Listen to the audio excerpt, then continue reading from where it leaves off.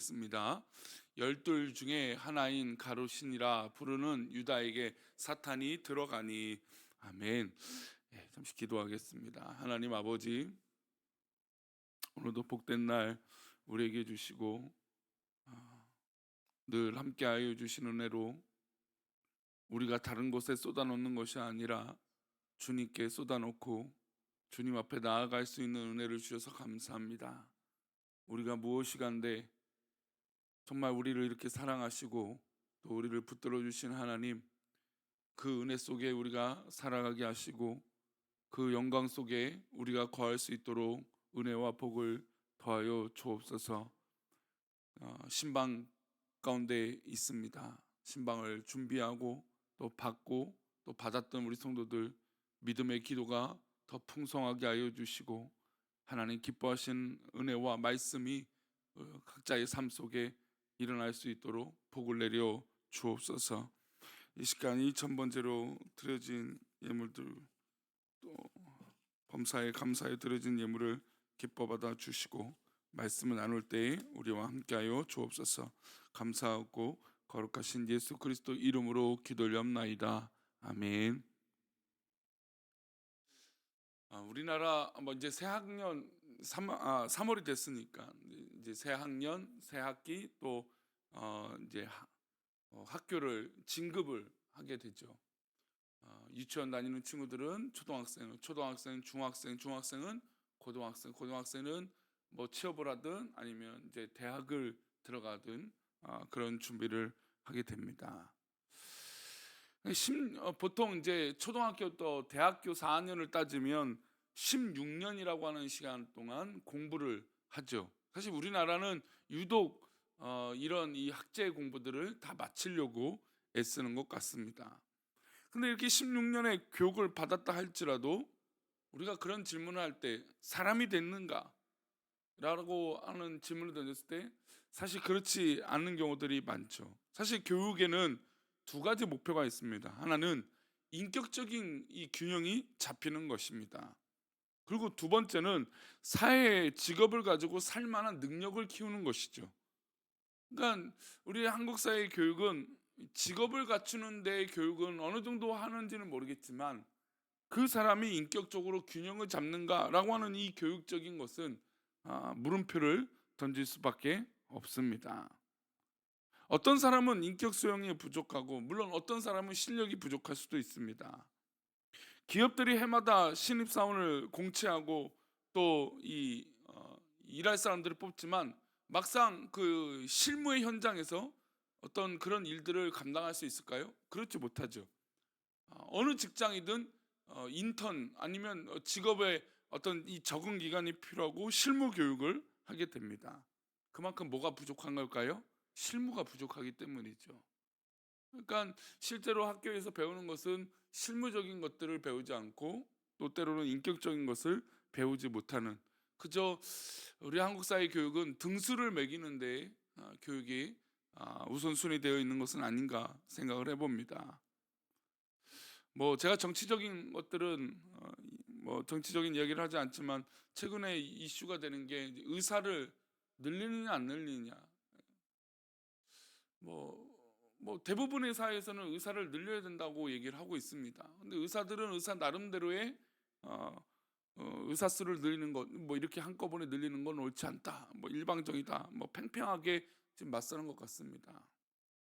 근데 이제 한편에 드는 생각은 의사라고 하는 이 직업이 과연 어떤 가치를 두고 있는가, 어떤 모양새로 이들이 의사가 되고 있는가라고 하는 질문에 있어서 썩 즐겁지만은 않다라는 생각이 듭니다.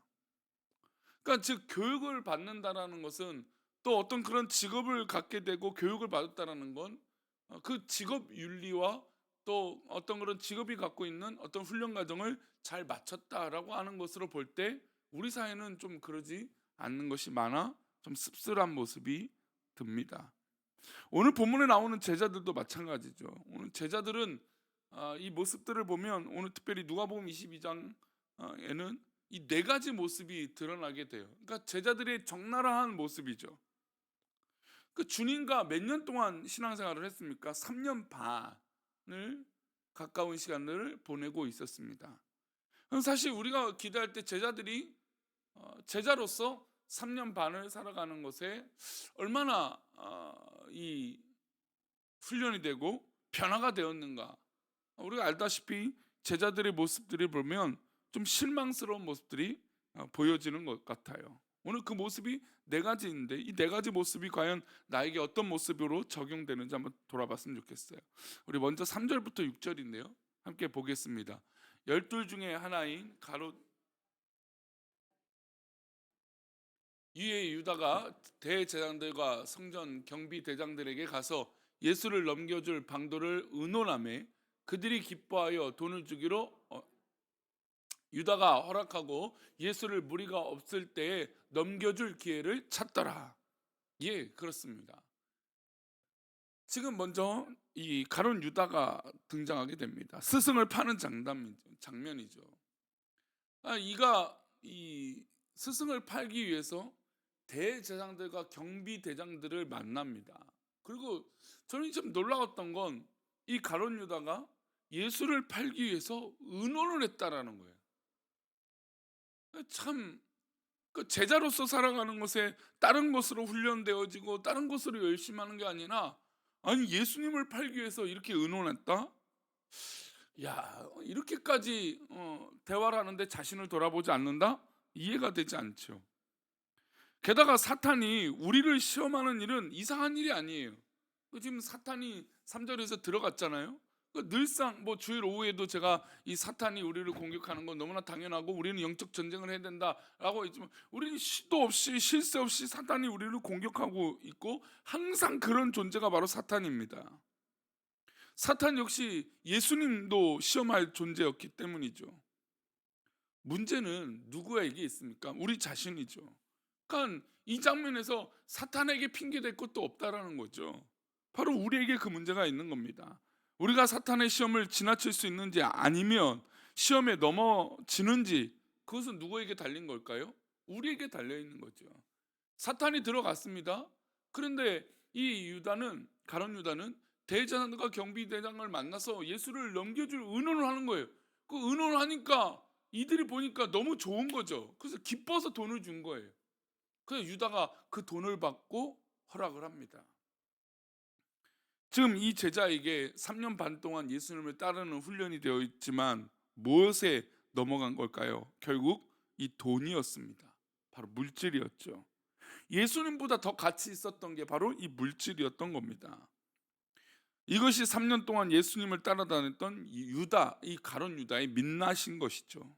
우리는 모두 유다를 비난하지만 사실 우리도 유다를 비난할 자격이 없습니다. 수년 동안, 수십 년 동안 예수님을 믿고 직분도 가지고 있지만 우리 내면에는 예수님보다 더 따르고 있는 가치가 종종 있다라는 것이죠.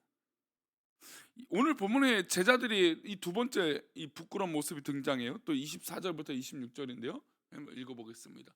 또 그들 사이에 그중 누가 크냐 하는 다툼이 난지라. 예수께서 이르시되 이방인의 임금들은 그들을 주관하며 그 집권자들은 은인이라 칭함을 받으나 너희는 그렇지 않을지니 너희 중에 큰 자는 젊은 자와 같고 다스리는 자는 섬기는 자와 같을지니라. 그들 중에서 그중 누가 크냐? 아니 이 제자들이 이 3년 동안 넘게 있으면서 야 네가 크냐 내가 크냐 이 싸움을 계속하고 있는 거예요. 그래서 예수님께서 이방인의 임금들은 그들을 주관하며 그 집권자들은 은인이라 칭함을 받으나 너희는 그렇지 않다라는 거예요. 너희 중에는 큰 자와 젊은 자와 같고 다스리는 자는 섬기는 자와 같다.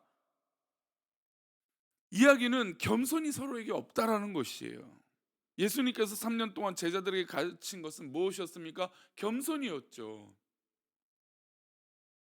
낮은 자리에 가라. 연약한 자들과 하나 소외된 자리와 함께 소외된 사람들과 함께하라. 그리고 겸손을 몸으로 보여주셨습니다. 세상이 감당치 못할 사랑을 보여주셨죠. 인자는 예수님은 섬기는 자로 이 땅에 오셨다는 것도 말씀하셨어요. 그런데 정작 3년을 넘게 따라다니는 이 제자들은 고작 누가 크냐라고 싸우고 있는 것이죠. 결국 이들의 보이는 모습은 교만이었던 겁니다. 교만은 뿌리 깊은 죄입니다. 에덴에서부터 시작된 죄이고 하나님과 멀어지고 하나님과 갈라지는 것이었습니다. 우리는 매일 자기를 부인하고 겸손한 자리로 내려가야 됩니다. 오늘도 이 새벽에 기도하는 건 주님, 내가 겸손하길 원합니다. 그런 것이죠. 그래야 예수님의 제자고 우리가 교회 다니는 성도 아니겠습니까? 또 세 번째 모습이에요. 39절과 40절입니다. 이 제자들의 부끄러운 모습도 볼까요? 예수께서 나가사 습관을 따라 감난산에 가시매 제자들도 따라갔더니 그곳에 이르러 그들에게 이르시되 유혹에 빠지지 않게 기도하라 하시고, 지금 예수님이 제자들에게 기도하라고, 또 예수님도 기도하러 가셨습니다.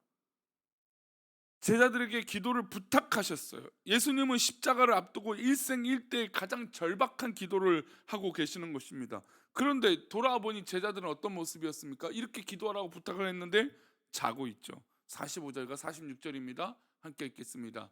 기도 후에 일어나 제자들에게 가서 슬픔으로 인하여 잠든 것을 보시고 이르시되 어찌하여 자느냐, 시험에 들지 않게 일어나 기도하라 하시니라. 이렇게 잠들어 기도하지 않는다면 어떻게 사단의 시험으로부터 자신들을 지킬 수 있겠습니까? 어떻게 시시각각 찾아오는 교만의 유혹을 걸러 넘어지지 않고 겸손한 자가 될 수 있겠습니까? 예수님의 제자가 될 수 있는 유일하고 확실한 방법은 깨어서 기도하는 것이죠. 기도하면서 자기를 부인해야 되고 매일매일 그렇게 훈련되고 연습해야 됩니다. 매일 찾아오는 이 사단의 유혹, 우리 마음속 깊은 곳에 끝없이 솟아올라오는 이 교만의 유혹을 이길 수 있는 것은 기도밖에 없죠. 그런데 제자들은 여전히 기도하지 않습니다. 우리는 매일 새벽에 나와 기도하고 있습니다. 매일 말씀을 읽으면서 주님의 내면을 닮아가려고 노력하고 있습니다. 목사도 그런 면에서 참 부끄럽죠. 매일 말씀을 전하는데, 매일 기도하는데 앞장서 있는데 이 목사는 정말 하나님 앞에 제자가 되고 있는가? 우리들은 그런 제자가 되고 있는가? 참 부끄러운 모습인 것 같아요. 또 네 번째 모습입니다. 제자들, 우리 54절입니다. 함께 읽겠습니다. 예수를 잡아 끌고 대제사장의 집으로 들어갈새 베드로가 멀찍이 따라가니라. 사실 베드로나 우리나 성정이 얼마나 다르겠습니까? 똑같은 사람이죠. 유다는 예수님을 은 30에 팔아버렸고 베드로는 예수님을 3번이나 부인하고, 예수님이 잡혀있는 이 장면에 자기도 잡힐까 멀찍이 거리를 두고 따라가고 있는 것입니다. 겟세마네 동산에서 예수님이 체포당하실 때 도망간 베드로는 예수님을 부인하는 데 있어서 예수님을 모욕하고 심지어 욕을 하며 나는 저와 모른다, 상관이 없다라고 선을 그었습니다. 사실 베드로는 3년 반 동안 가장 가까웠고 예수님이 기도하러 갈 때도 늘 데려가셨고, 어떤 특별한 일이 있고 제자들을 또 선별해서 데려가면 늘 그 가운데 제일 먼저 꼽혔던 사람이고, 그리고 예수님께서 예수님이 자신이 누구냐라고 말했을 때 주는 그리스도시요 살아계신 하나님의 아들입니다라고 말했던 사람도 베드로였습니다. 그런데 지금 예수님이 잡히자 주님의 말씀과 주님의 생각은 그 귀에 조금도 들리지 않은 것이죠. 우리는 지금 예수님과 어느 정도 거리에 계십니까? 우리 성도님들은 예수님과 어떤 관계에 지금 가고 계십니까? 예수님을 멀리 두고 따르는 자가 제자일까요? 제자는 사실 예수님과 가장 가까이 있어야 제자죠. 우리는 성도라고 자신을 칭합니다. 나는 예수님을 믿는다. 그렇다면 예수님과 얼마나 가까이 계시고 있으십니까? 항상 곁에서 주님의 말씀을 듣고 주께서 행하시는 모습을 보고 주님의 숨결까지 느끼는 믿음의 백성이 되시기를 바랍니다. 이게 진짜 제자죠. 오늘 누가복음 22장은 굉장히 긴 구절로 예수님의 이 마지막 행적들을 기록하고 있고, 그런데 반면에 그 가운데 제자들의 민낯을 낱낱이 보여주고 있습니다. 누가는 의사로서 이 제자들의 민낯을 기록하며 제자들을 조롱하고 제자들을 비난하려고 기록한 게 아닙니다. 누가 역시 누가 똑같다는 걸까요? 이 제자와 같다라는 거죠. 항상 깨어 있고 기도하고 예수님을 가장 가까이서 쫓아서 변화될 이 자신들이 그렇게 변화되지 못했다라는 겁니다. 오늘도 예수님과 가까이 있는 믿음의 제자의 모습으로 성숙한 기도의 성도로서 승리하는 저와 여러분 되시기를 축원합니다. 기도하겠습니다. 하나님, 정말 우리가 주님의 제자로서 또 주님의 성도로서 또 주님께 받은 직분자로서 얼마나 서 있는지 우리가 돌아보길 원합니다. 제자들은 3년을 넘게 예수님 곁을 쫓아다녔지만 결국 십자가 앞에 또 주님의 고난 앞에 또 사단의 유혹 앞에 훌쩍 넘어가 버리는, 그리고 속아 당하는 그런 연약한 모습이 있습니다. 이 목사는 그러지 않은지 또 우리들은 그런 존재가 아닌지 우리가 돌아보기를 원합니다. 믿음의 성도가 되었다면 정말 주님께 더 가까이 나아가는 그런 믿음의 삶이 되도록 인도하여 주옵소서. 오늘도 우리를 그렇게 인도하시고 붙들어 주실 것을 믿사옵고 거룩하신 예수 그리스도 이름으로 기도 올리옵나이다. 아멘.